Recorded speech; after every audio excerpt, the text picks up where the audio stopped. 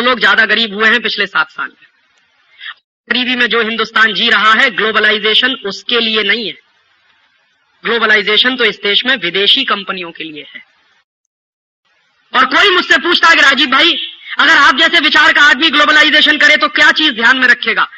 अगर मेरे जैसे आदमी को ग्लोबलाइजेशन करने की जरूरत पड़ी तो मुझे हिंदुस्तान के गरीब दिखाई देंगे और न्यूक्लियस में वो रहेंगे, ना कि विदेशी पूंजी और विदेशी कंपनियां। अगर हमको ग्लोबलाइजेशन करने की जरूरत भी पड़ेगी तो हमारे पैरामीटर्स क्या होंगे? हमारे पैरामीटर्स विदेशी पूंजी के नहीं होंगे, हमारे पैरामीटर्स विदेशी कंपनियों के नहीं होंगे। हमारे पैरामीटर्स में होंगे हिंदुस्तान के 40 करोड़ गरीबी की रेखा के नीचे रहने वाले लोग। ग्लोबलाइजेशन से तो आपने इस देश के गरीबों को जिंदा रहने का भी अधिकार छीन लिया है, क्योंकि इस ग्लोबलाइजेशन के नाम पर 50 पैसे किलो वाला नमक अब 8 रुपए किलो में बिक रहा है। करोड़ों गरीबों को इस देश में सिवाय नमक के रोटी खाने के अलावा कुछ दूसरी चीज सपने में भी नहीं आती है। आप जिस वर्ग से आते हैं, आप शायद तुअर की दाल खा सकते हैं, बासमती चावल खा सकते हैं, 2 सब्जियां खा सकते हैं। हिंदुस्तान में 40 करोड़ लोग तो रोटी से नमक मिलाकर या रोटी को मिर्ची के साथ मिलाकर खाते हैं। और उन 40 करोड़ लोगों में जिनके पास ऑन एन एवरेज एक दिन में खर्च करने के लिए 5 रुपया भी नहीं है, उनको अगर आप 8 रुपए किलो का नमक बेच रहे हैं तो आप ये कर क्या रहे हैं? ये ग्लोबलाइजेशन नहीं हो रहा है, ये इकोनॉमिक रिकॉलोनाइजेशन हो रहा है इस देश का। लेकिन मेरे देश में आजादी के 50 साल के बाद अब नमक पर इतना भयंकर टैक्स है कि 50 पैसे किलो वाला नमक 8 रुपए किलो में बिक रहा है और इस देश में कोई उफ नहीं कर रहा है। आपकी मजबूरी मैं समझ सकता हूं, क्योंकि आपके पास प्रचुर मात्रा में संपत्ति है, तो आपके लिए नमक 8 रुपए किलो का बिके या 50 रुपए किलो का, आपसे कोई फर्क नहीं पड़ता। लेकिन तकलीफ उन लोगों की है जो 40 करोड़ की संख्या में है और जिनके पास एक दिन में खर्च करने के लिए 5 रुपया नहीं है। तकलीफ उनकी है। और कभी उनकी जगह पर अपने आप को रखकर सोचिए और पूरे प्लान को देखिए, तो कैसे इस देश में 40 करोड़ लोग रोटी खा रहे होंगे तब से, जब से 50 पैसे किलो वाला नमक 8 रुपए किलो में हो गया है। और बहुत ही बर्बरता पूर्वक पूरे देश में सरकार का एक फरमान जारी हुआ है कि कहीं भी बिना आयोडीन वाला नमक नहीं बेचा जाए, माने हर जगह वो 8 रुपए किलो वाला ही नमक बिकना चाहिए।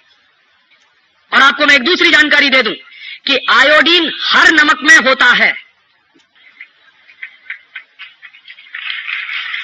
कोई भी नमक बिना आयोडीन का नहीं होता, क्योंकि नमक बनता है दरिया के पानी से और सूरज की रोशनी से।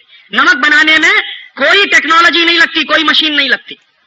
दरिया का पानी है, सूरज की रोशनी है, और दरिया के पानी में सबसे ज्यादा आयोडीन होती है विज्ञान की जानकारी के अनुसार। ब्रोमीन भी बहुत होती है दरिया के पानी में। तो दरिया के पानी में मैक्सिमम आयोडीन है और दरिया के पानी से बनने वाले नमक में भी आयोडीन है। और हमको नॉर्मली एक दिन में 125 माइक्रोग्राम आयोडीन की जरूरत होती है बस।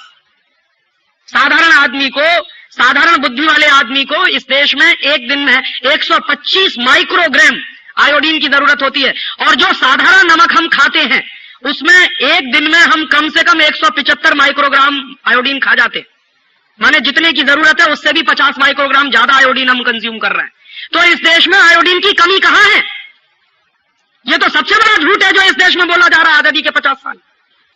और ये झूठ कब से बोला जा रहा है? ये झूठ तब से बोला जा रहा है जब इस देश में आजादी के 50 साल के बाद ग्लोबलाइजेशन और लिबरलाइजेशन के नाम पर एक परदेशी कंपनी को नमक बेचने का लाइसेंस दिया गया है। तब से यह झूठ बोला जा रहा है। और उस परदेशी कंपनी का नाम है अन्नपूर्णा। असली नाम है उसका हिंदुस्तान लीवर। उसने नमक बेचना शुरू किया है अन्नपूर्णा के नाम से। तो जब से हिंदुस्तान लीवर को इस देश में नमक बेचने का लाइसेंस मिला है, तब से इस देश में ये आयोडीन का चक्कर चलाया इन कंपनियों ने। और मैं आरोप लगाता हूं इस देश के बड़े बड़े सेक्रेटरी इस घोटाले में शामिल हैं, जिन्होंने गलत रिपोर्ट पेश करके इस देश में लोगों को यह डर पैदा कर दिया कि आपको आयोडीन की डेफिशिएंसी हो गई है, इसलिए आपको आयोडीन युक्त नमक खाना चाहिए। और मैंने जब पार्लियामेंट में सवाल पूछवाया एक एमपी के माध्यम से कि पूरे देश में आयोडीन की कमी के कारण जो बीमारियां हैं, जैसे घेंगा सबसे ज्यादा, उसके मरीज कितने हैं पूरे देश में, तो भारत सरकार का जवाब है कि भारत में जितनी कुल बीमारियों के मरीज हैं उसमें 0.3% मरीज घेंगा के हैं। और वो भी कहां है? भारत के पर्वतीय इलाके में, जो पहाड़ी इलाके हैं। और पर्वतीय इलाकों में कितनी आबादी रहती है इस देश की? मुश्किल से कुल आबादी का 5%। तो एक बार को मान भी लिया जाए कि इस देश में आयोडीन की कमी है, तो पर्वतीय इलाकों में कमी है, सामान्य इलाकों में आयोडीन की कोई कमी नहीं है। लेकिन पूरे देश में यह नाटक इस देश में चला, और यह नाटक करने के पीछे एक ही सबसे बड़ा सत्य है कि एक परदेशी कंपनी को नमक बेचना था और उस नमक से उसको करोड़ों रुपए का मुनाफा कमाना था, इसलिए उसने 50 पैसे किलो वाले नमक को 8 रुपए किलो में बिकवाना शुरू करवा दिया है आयोडीन नाम के धोखे के साथ। और कैसे लूट रहे हैं आपको? आजादी के 50 साल में इस देश में क्या चल रहा है? आयोडीन युक्त अगर नमक बनाया जाए तो 1 किलो नमक जो अभी बनता है कच्छ में, उसका कॉस्ट ऑफ प्रोडक्शन आता है 25 पैसा। तो 25 पैसे में 1 किलो नमक बन जाता है, और उस नमक में आयोडीन इंट्रोड्यूस करनी पड़े 1 किलो नमक में, तो कुल खर्चा होता है और 25 पैसा, माने 50 पैसे में 1 किलो नमक आयोडीन युक्त। अतिरिक्त आयोडीन युक्त नमक 50 पैसे में 1 किलो बन जाता है। तो भारत सरकार के कुछ टैक्स वैक्स होंगे, कुछ खर्चे होंगे, हालांकि मैं मानता हूं कि नमक पर टैक्स नहीं होना चाहिए, लेकिन फिर भी ऐसी बेदर्दी सरकारें हैं जिन्होंने नमक पर भी टैक्स लगा रखा है। तो कुछ टैक्स वैक्स मान लीजिए आप, और कुछ ट्रांसपोर्टेशन का भी मान लीजिए, तो 50 पैसे किलो वाले नमक में आमदनी भी मिला के, इनकम भी मिला के 1 रुपए किलो में बिक जाना चाहिए, लेकिन वो बिक रहा है 8 रुपए किलो। और औसतन 1 किलो नमक पर जो मुनाफा है वो 6.5 रुपए के आसपास का है। और सारे देश में कितना नमक बिक रहा है इस समय? भारत सरकार के आंकड़े बताते हैं 40 लाख टन नमक घरों में इस्तेमाल हो रहा है इस समय। तो 40 लाख टन नमक अगर घरों में इस्तेमाल हो रहा है और 1 किलो नमक 8 रुपए में है और 1 किलो नमक पर 6.5 रुपए का प्रॉफिट है, तो आप जान लीजिए आपकी जेब से 2400 करोड़ रुपए एक साल में लूटे जा रहे हैं आयोडीन के नाम पर। और आजादी के 50 साल में अगर इसी देश की सरकारें देश के गरीब लोगों के खीसे में से 2400 करोड़ रुपए निकाल रही हैं, तो इन सरकारों को हम क्या कहें? मैं कभी कभी जब बहुत गुस्सा होता हूं और दुखी होता हूं तो मैं कहता हूं कि नाथूराम गॉडसे ने तो गांधी के शरीर की हत्या की थी, और इन लोगों ने तो गांधी के विचार को मार दिया है। ये तो नाथूराम गॉडसे से बड़े हत्यारे हैं इस देश में।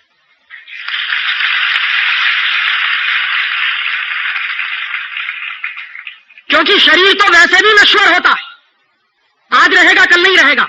विचार महत्वपूर्ण होता है किसी भी आदमी का, और नमक सत्याग्रह इस देश में एक विचार था, क्रांति का एक प्रतीक था, हिला दिया था उस नमक सत्याग्रह ने पूरे देश को। और नमक पर टैक्स नहीं होना चाहिए, वो गांधी जी के दिल की तकलीफ थी, हिंदुस्तान के आखिरी आदमी के चेहरे को ध्यान में रखकर। और आज उसी देश में जहां 40 करोड़ लोग गरीबी की रेखा के नीचे रहते हो, उनको 8 रुपए किलो में आयोडीन युक्त नमक खरीदने को मिले, बाकी कुछ मिले या न मिले, और उन गरीबों को इस देश में 35 रुपए किलो का कांदा खरीदना पड़े, ये आजादी के 50 साल में इस देश की तकलीफ है।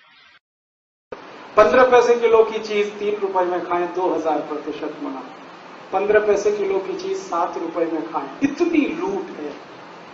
और हमारी हिम्मत ही नहीं है सरकार से पूछने की कि 15 पैसे किलो का नमक इतना महंगा क्यों मिलना चाहिए। तो वो आपको उल्लू बनाएंगे, वो कहेंगे इसमें आयोडीन मिलाया हुआ है। आयोडीन कोई ऐसी महंगी चीज है क्या? बहुत ही सस्ती है, मुफ्त की है, फोकट की है, भगवान की दी हुई बहुत आयोडीन समुद्र के पानी में है जो बिना पैसे का आता है। तो फिर इतना महंगा क्यों? ये महंगा इसलिए है कि नमक के खेल में विदेशी कंपनियों को लाइसेंस दिए सरकार ने। जो नमक के लिए महात्मा गांधी ने इस देश में सत्याग्रह किया था कि अंग्रेजों का नमक हम नहीं खाएंगे, उस महात्मा गांधी के देश में अब विदेशी नमक बिक रहा है, लुट रहे हैं हम। और ये नमक हमको पता नहीं क्या बनाएगा, हमें नहीं मालूम। सब आयोडीन युक्त नमक खा के कल नपुंसक हो जाए तो कुछ पता है, क्योंकि दुनिया में आपको गंभीर बात कर रहा हूं, 56 दुनिया के देशों ने आयोडीन युक्त नमक 40 साल पहले बैन कर दिया। आपने बिकता नहीं, अमेरिका में नहीं है, जर्मनी में नहीं है, फ्रांस में नहीं है, डेनमार्क में नहीं है, नॉर्वे में नहीं है, स्वीडन में नहीं, उन देशों में आयोडीन युक्त नमक नहीं बिक रहा, यहीं बेचा जा रहा और जबरदस्ती सबको खिलाया। एक बार डेनमार्क की एक वेबसाइट मुझे मिली, वहां की सरकार की, मैंने उनको एक सवाल डाला, उनको पूछा कि आपके देश में आयोडीन युक्त नमक बिकता? उन्होंने कहा नहीं बिकता। क्यों? उन्होंने कहा 1956 में हमने बैन कर दिया। क्यों? तो उन्होंने कहा हमने शुरू में आयोडीन युक्त नमक खिलाया 1940 से 1956, डेनमार्क में अधिकांश लोग नपुंसक हो गए, जनसंख्या इतनी कम हो गई कि उस देश के खत्म होने का खतरा पैदा हो गया। तब उन वैज्ञानिकों ने कहा कि आयोडीन युक्त नमक बंद कराओ, तो बंद कर दिया। अब वो यहां पे चालू कर दिया, आप सब खा रहे हैं, पता नहीं भविष्य में क्या होगा। लुट भी रहे हैं, अपने शरीर की भी बर्बादी। हम अक्सर ऐसा खाना खा रहे हैं जिसमें नमक तो है ही, लेकिन उसके साथ हम दही भी ले रहे हैं या दूध भी ले रहे हैं। इसमें सावधानी रखिए, आज जो नमक हम खा रहे हैं बाजार से खरीदा हुआ, ये नमक है समुद्र के पानी से बना हुआ। ज्यादा से ज्यादा नमक जो हमें आज खाने को मिल रहा है सामान्य रूप से, वो समुद्र के पानी से बना हुआ नमक है।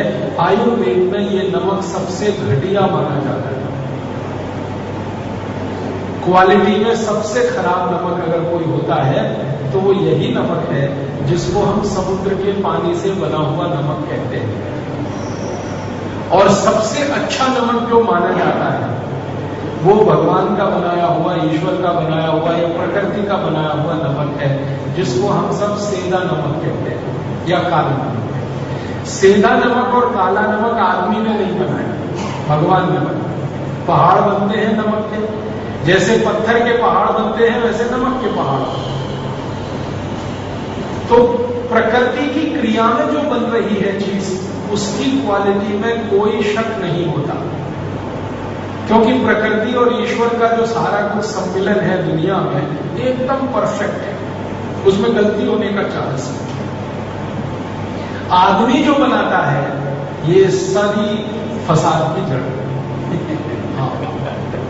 आदमी ने सोचा तो ये है कि मैं बहुत अक्ल वाला हो गया, 21वीं शताब्दी में पहुंच गया, मैंने इतना विज्ञान सीख लिया, मैंने इतनी टेक्नोलॉजी सीख ली, लेकिन वो प्रकृति को एक रंच मात्र अभी तक स्पर्श नहीं कर पाया।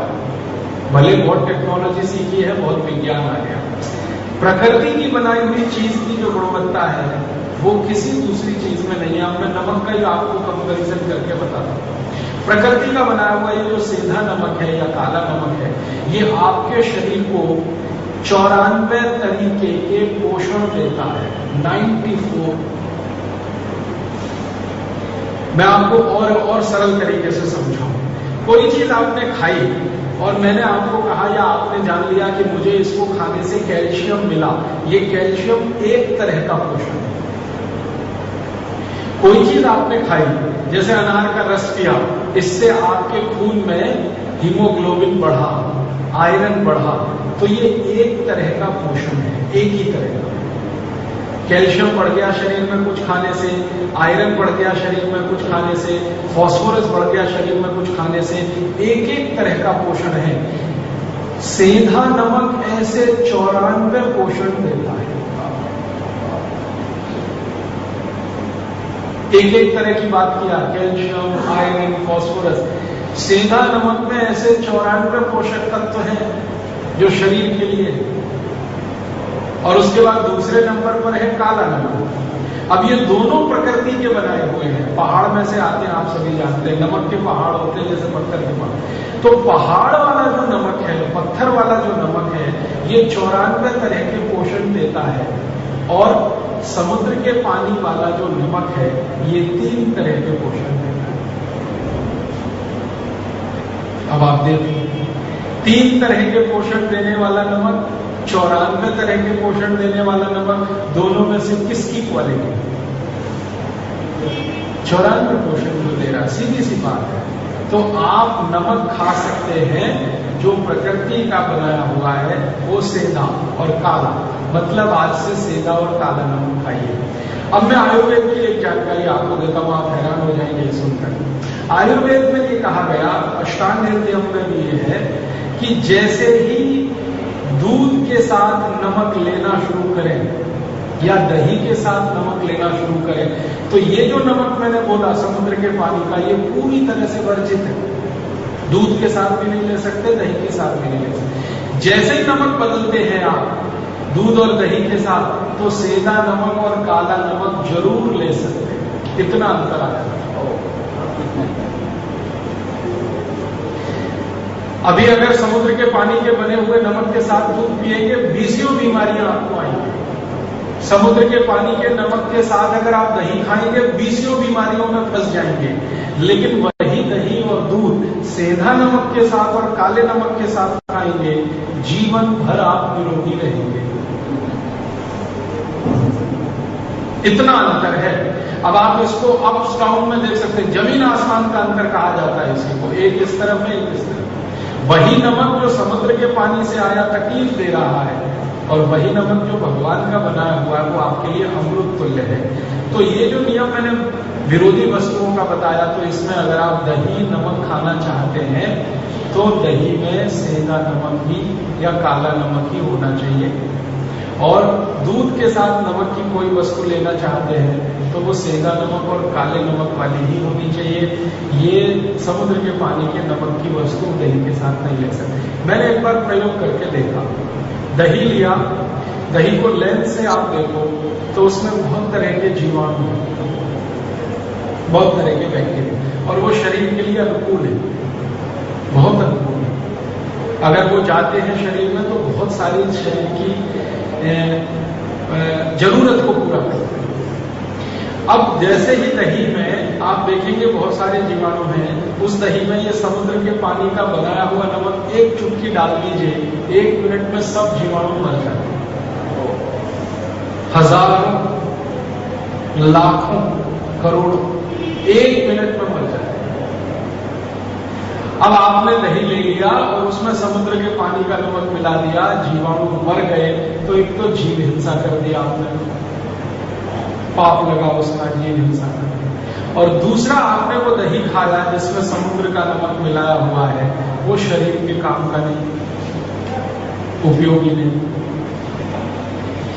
उसी दही में मैंने फिर दूसरा प्रयोग करके देखा कि वही दही है, उसमें लाखों करोड़ों जीव राशि है, जीवाणु है, उसी में सेंधा नमक डाला, एक भी जीव नहीं मरा, एक भी जीव नहीं। माने जीव दया भी हो गई मेरी, जीव हिंसा में भी मुझे नहीं जाना पड़ा, पाप का भागी भी नहीं बनना पड़ा, और शरीर के लिए भी उपयोगी। तो माताएं बहनें इसको विशेष ध्यान से सुने कि दही में अगर रायता बना रही हैं तो नमक डालना हो तो काला ही नमक या सेंधा ही नमक डालना, ये समुद्र के पानी वाला नमक मत डालना। और मेरी तो एक छोटी सी विनती आप मान लीजिए तो बहुत ही अच्छा है, घर में लाना ही नहीं, ये समुद्र के पानी का नमक लाना ही नहीं।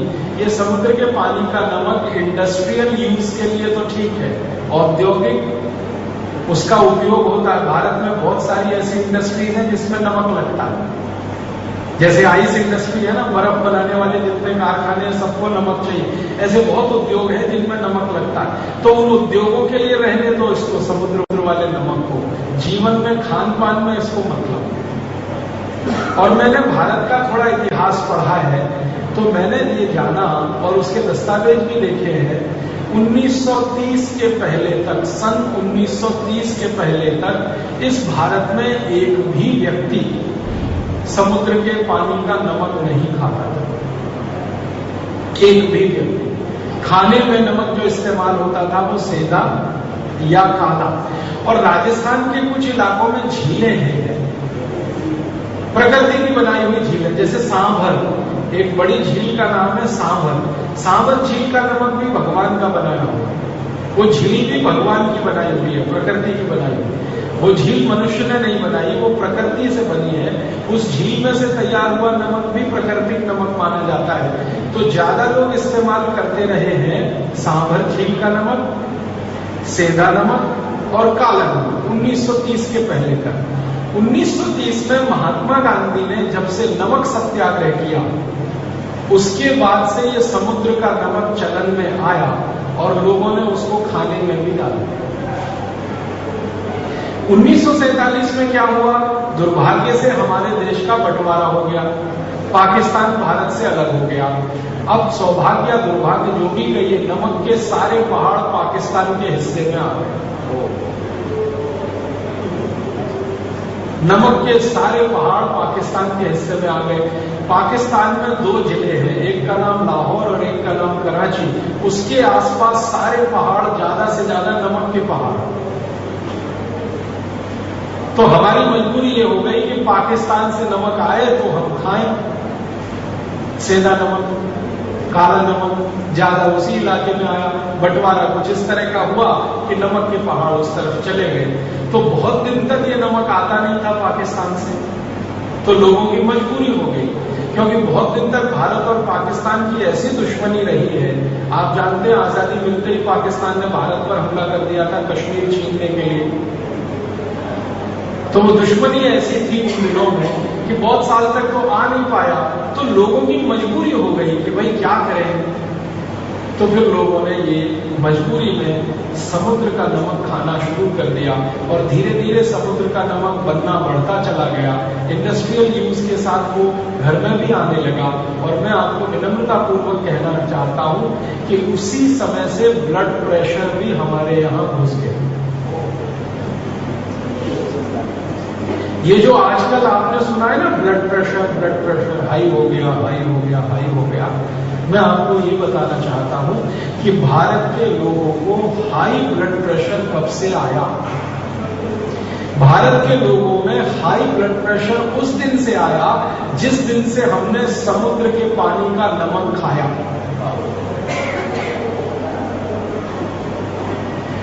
वरना प्रकृति के बनाए हुए नमक का अगर हम इस्तेमाल करते रहे, आज भी करें, आगे भी करते रहे, तो मैं आपको पूरी विनम्रता से इस बात की गारंटी देना चाहता हूं, आपका ब्लड प्रेशर अपने आप निकल जाएगा। आप नमक बदल दीजिए। जो आप समुद्र के पानी का नमक ला रहे हैं इसको बदल दीजिए। सेंधा नमक लाना और काला नमक लाना शुरू कर दीजिए। आपका बीपी अपने आप कम हो जाएगा और बिल्कुल निकल जाएगा शरीर से बिना किसी दवा के।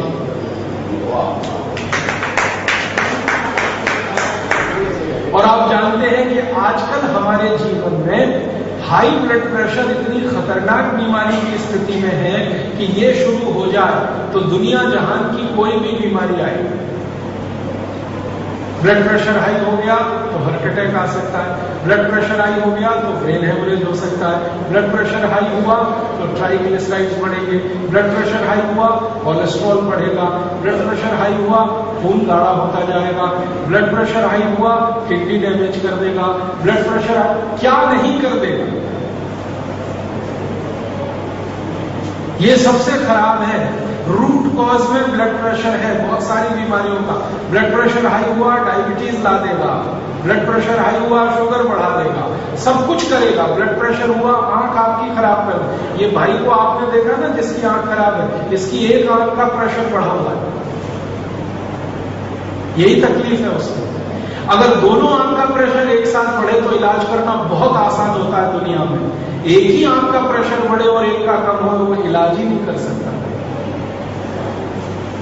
इसलिए ये भाई जिसने आपसे कहानी सुनाई, ये हजारों लाखों रुपए खर्च करके पता नहीं कितने डॉक्टरों के चक्कर में अपना समय खराब करता रहा है। इसको एक सरल बात कोई बता देता जो आज इसको पता चलेगी।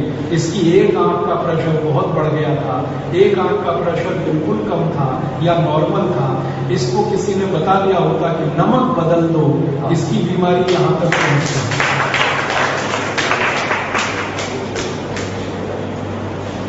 छोटा सा ज्ञान, नहीं होने का दुष्परिणाम और होने का फायदा।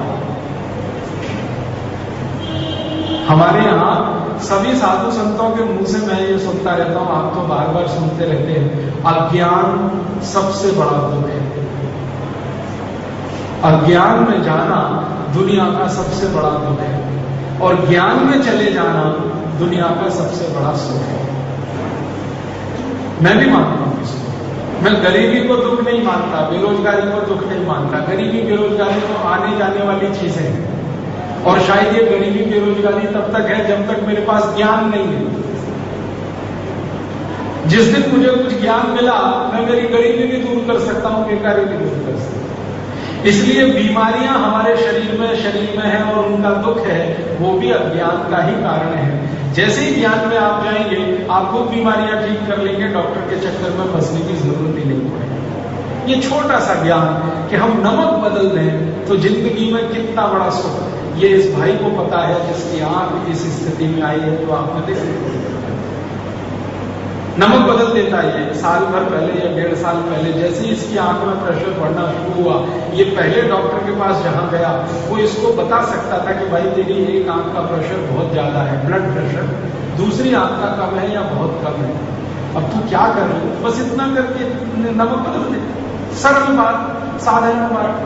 नमक बदलते ही प्रेशर नॉर्मल होता, आंख इस स्थिति में पहुंचती। नहीं कहा, नहीं बताया, शायद जानबूझ के नहीं बताया या अनजाने में, दोनों ही बातें हो सकती। हो सकता है उस डॉक्टर को भी ज्ञान ना हो इस बात का, ये भी हो सकता है। और ये भी हो सकता है कि उसको ज्ञान हो और जानबूझ के नहीं बताया। तो दोनों ही संभावनाएं हैं। तो मैं आपसे ये बात को ज्यादा जोर देके कह रहा हूं कि एक छोटी सी जानकारी ना होने का कितना बड़ा दुख है और होने का कितना बड़ा सुख है। आपको आज ये जानकारी हो गई कि समुद्र के पानी के नमक से शरीर को सिर्फ 3 पोषक तत्व मिलते हैं। पहाड़ के नमक का, पत्थर के नमक का 94 पोषक तत्वों का भंडार है वो। तो आप तुरंत उसमें शिफ्ट कर जाइए, अपने घर का नमक बदल दीजिए। नमक बदलते ही आप अपने ऊपर देखिए क्या क्या परिवर्तन आ रहे हैं। आप आ जाइए, सेंधा नमक खाना शुरू कर दीजिए, काला नमक। जिस दिन खाना शुरू करें उस दिन बीपी नाप लीजिए। 2-3 महीने के बाद फिर नाप लीजिए, आपको लगेगा ये चमत्कार हो गया। सेंधा नमक खाने से या काला नमक खाने से एक दिन पहले आपका माइग्रेन, आपके शरीर में ये सब जितनी भी बीमारियां हैं उनको देख लीजिए ध्यान से और खाना शुरू करिए, फिर देखिए क्या क्या परिवर्तन आ रहे हैं। नमक शरीर के लिए बहुत आवश्यक है, आप जानते हैं, लेकिन सेंधा और काला ये समुद्र के पानी वाला है। आपको और एक जानकारी दूं, शरीर में सेंधा और काले नमक से जो जो पोषकता मिलती है, इसी की कमी होने पर पैरालिसिस आता है। हाँ, ध्यान दीजिएगा मेरी बात। शरीर में सेंधा और काला नमक से जो पोषकता मिलती है, उसी की कमी होने पर पैरालिसिस आता है। शरीर में काला और सेंधा नमक मिलने से जो पोषकता मिलती है, उसी की कमी से ब्रेन हेमरेज भी होता है। मेरे गुरु, जिनका नाम था श्री धर्मपाल, अभी वो स्वर्गवासी हैं, एक बार उनके शरीर में ऐसा हुआ, जो पोषकता मिलनी चाहिए थी नमक से, सेंधा और काला, वो कमी हुई, उनको पैरालिसिस का अटैक हो गया। उनकी आवाज चली गई, पूरी आवाज चली गई, वो कुछ बात ही नहीं कर सकते। और मेरी आंखों के सामने मेरे गुरु का ऐसा हाल था। मैं क्या करूं? भयंकर अटैक था, बड़ा अटैक था पैरालिसिस का। हाथ पैर तो चले गए, आवाज भी चली गई, ब्रेन भी काफी इफेक्ट हुआ, प्रभावित हुआ। मैं उनको ले गया हॉस्पिटल में, एडमिट करवाया। हॉस्पिटल वालों ने हाथ उठा दिए, हमारे पास दवा नहीं, हम क्या कर सकते हैं।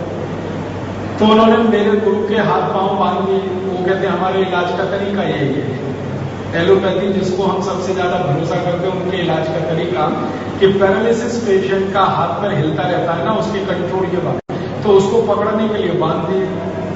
अब मेरे गुरु छटपटाए, परेशान, तो मैं उनको हॉस्पिटल से ले आया और मेरे इस निर्णय की बहुत आलोचना हुई। मेरे सहयोगियों ने बहुत आलोचना की, आप क्या कर रहे हैं, मार डालेंगे, ऐसा हो जाएगा, इतने बड़े हॉस्पिटल में से निकाल के आप उनको घर ला रहे हैं। मैंने कहा इनके पास इलाज ही नहीं है। वो डॉक्टर अपने मुंह से कह रहा है मेरे पास इलाज नहीं। राजीव भाई आप तो जानते हो होम्योपैथी, आप तो जानते हो आयुर्वेद, आप तो क्यों नहीं करते? तो हम निकाल लाए उनको और मैंने कुछ नहीं किया। आपको जानकारी देना चाहता हूं और आज ये शायद मैं पब्लिकली बता रहा हूं, मेरे गुरु के लिए कुछ नहीं किया। मैंने अंदाजा लगाया कि शायद इनके शरीर में नमक से मिलने वाली पोषकता की कमी है, इसके कारण ये अटैक आया हो। 99% केस में अटैक इसी कारण से आता भी है, तो शायद ऐसा हुआ हो। और मैंने ध्यान किया तो वो नमक वही खाते थे, समुद्र के पानी वाला। तो मैंने उनको होम्योपैथी की एक ऐसी दवा चुनकर दी जो सेंधा नमक और काले नमक की पोषकता को बढ़ाने वाली। दवा की 3 खुराक में उनका पैरालिसिस ठीक हो गया। 3 खुराक, सवेरे एक खुराक दी, दोपहर को एक दी, शाम को एक खुराक दी, अगले दिन तो वो चलने लगे। जो पूरी तरह से बेड रिडन थे, बिस्तर पे थे, हाथ पैर बिल्कुल छूट गए थे, दिमाग और बॉडी का कनेक्शन टूट गया था, आवाज बिल्कुल चली गई थी, वॉइस पूरी तरह से लॉस हो गया था। सवेरे अगले दिन 3 खुराक सुबह दोपहर शाम की लेके अगले दिन सवेरे मैंने देखा कि वो अपने से घिसटते घिसटते बाथरूम जा रहे हैं।